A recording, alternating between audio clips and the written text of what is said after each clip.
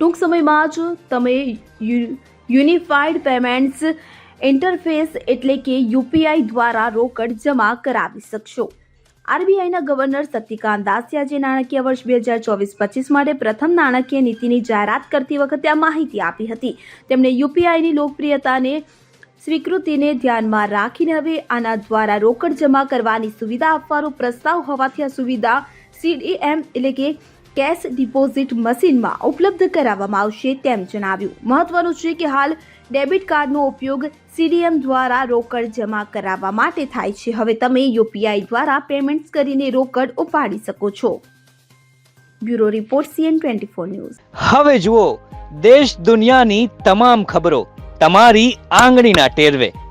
ઉઠાવો મોબાઈલ અને Google Play Store પરથી ડાઉનલોડ કરો અમારી CN24 ન્યૂઝ મોબાઈલ એપ.